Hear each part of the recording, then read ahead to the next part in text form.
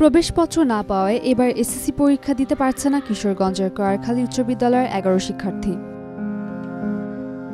বুধবার ৯ এপ্রিল সন্ধ্যায় উপজেলা নির্বাহী কর্মকর্তা, ইউএনও ও সদর মডেল থানার ভারপ্রাপ্ত কর্মকর্তা ওসি বরাবর লিখিত অভিযোগ দিয়েছেন এক অভিভাবক। অভিযোগ সূত্রে জানা গেছে, বিদ্যালয়ের প্রধান শিক্ষক আওয়ামী লীগ নেতা শামীম, সহকারী শিক্ষক মাজাহারুল, মুজাম্মেল ও সাখাওয়াতকে গাফিলতির কারণে বিদ্যালয়ের ১১ জন শিক্ষার্থীর এসএসসি পরীক্ষার প্রবেশপত্র আসেনি। কিন্তু কয়েকদিন আগেও ওই ১১ জন শিক্ষার্থীর অভিভাবকগণ প্রধান শিক্ষকের কাছে প্রবেশপত্রের কথা জিজ্ঞাসা করলে আসবে বলে আশ্বস্ত করেছিলেন তিনি। পরীক্ষার্থীদের কাছ থেকে ফর্ম পূরণের ফি বাবদ ৩৫০০ টাকা করে নিয়েছিলেন, কারো কাছ থেকে ৪,০০০, এমনকি ৭,০০০ টাকা করে নিয়েছেন বলে শোনা গেছে। যখন গতকালকে ৮ তারিখে যাই, টিচাররা বলে আর কি ৮ তারিখে যাওয়ার বাদে আপনাকে এদের ফর্ম ফিল আপ আর রেজিস্ট্রেশন কার্ডগুলো দিবে আর কি। যখন যাই রেজিস্ট্রেশন কার্ড আনার জন্য আমার বোন গেছে, আরও অনেকেই গেছে আর কি, ২১ জন স্টুডেন্ট আর কি, ছাত্র। কিন্তু আপনার ৯ জনেরকে আপনার রেজিস্ট্রেশন কার্ড অ্যাডমিট কার্ড দিছে আর ১১ জনকে আপনার দেয় নাই। তখন যখন অ্যাডমিট কার্ড দেয় নাই, তখন স্যারকে জিজ্ঞাসা করলো যে স্যার কেন অ্যাডমিট কার্ড আমাদেরকে দিবেন না? স্যার বলছে না, তোমাদের অ্যাডমিট কার্ড হয় নাই, আসে না। টেস্ট পরীক্ষা দিচ্ছে পরে দেওয়া আমাদের কাছে গিয়ে বলছে যে টেস্ট পরীক্ষা দেওয়া রেজাল্ট দিচ্ছে, দিলে পরে দেওয়া বলছে যে ফর্ম ফিল আপের এসএসসি পরীক্ষার ফর্ম ফিল আপের টাকা দিতাম। আমার কাছে গিয়ে বলছে ৩৮০০ টাকা চাইছে আমার কাছে। তখন আমি আমার মেয়েরে ৩৫০০ টাকা দিছি, যে আমি বলছি যে ৩৫০০ টাকা দেওয়া করে লাউকা, যদি না করতে হোক বাকি টাকাটাও বকেয়া রাখে দিয়ে।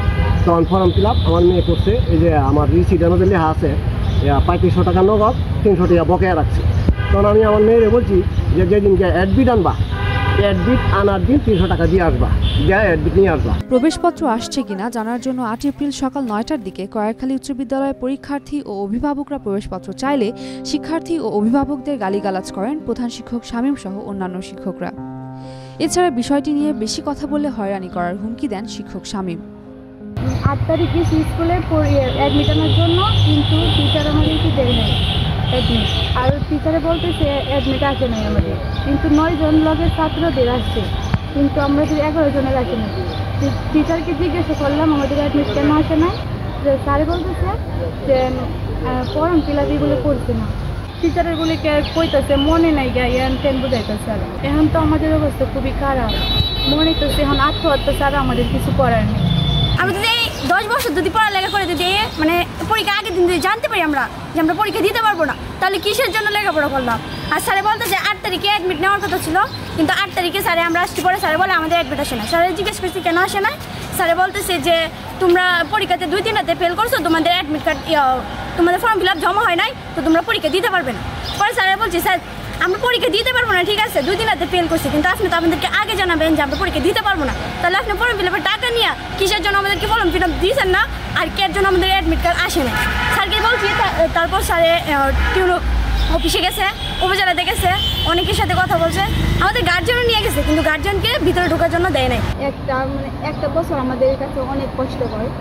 ১০ বছরের মাধ্যমে একটা পরীক্ষা সেটা আমরা দিতে পারবো না, কারণ অ্যাডমিট আসে নাই স্যারের জন্য। স্যারেরা করছে, গাফিলতি করছে কারণে আমাদের পরীক্ষা দিতে পারবো না। আমাদের মা বাবার অনেক স্বপ্ন ছিল, আমাদের ওই স্বপ্ন ছিল অনেক কিছু করবো, কিন্তু সেটা অনেক জীবনটা অনেক কষ্ট করে যাবে। আমরা তো মরে ছাড়া আর কোনো উপায় দেখি না, কেন মা বাবার অনেক স্বপ্ন ছিল, আমাদের অনেক স্বপ্ন ছিল, সব স্যারের লেগে ধ্বংস হয়েছে। প্রধান শিক্ষক শামীম জানান, স্কুলের রেজিস্ট্রেশন নাম্বার না থাকায় অন্য স্কুলের মাধ্যমে এসএসসি পরীক্ষার্থীদের পরীক্ষা দেওয়ানোর ব্যবস্থা করা হয়।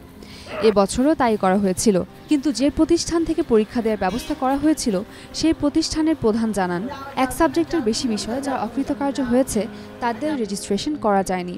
এক একজন পরীক্ষার্থীদের কাছ থেকে এক রকমের ফি নেওয়ার পরেও রেজিস্ট্রেশন করতে পারেননি তিনি। এ বিষয়ে জেলা শিক্ষা কর্মকর্তা শামসুন নাহার মাকসুদা জানান, ওই স্কুলটির সরকারি রেজিস্ট্রেশন নেই। বিষয়টি নিয়ে আমি ঊর্ধ্বতন কর্তৃপক্ষের সঙ্গে কথা বলবো, তারা যেভাবে বলে সেভাবে ব্যবস্থা নেওয়া হবে। উমেরুম্মান ক্রান্তি, ডেইলি সান।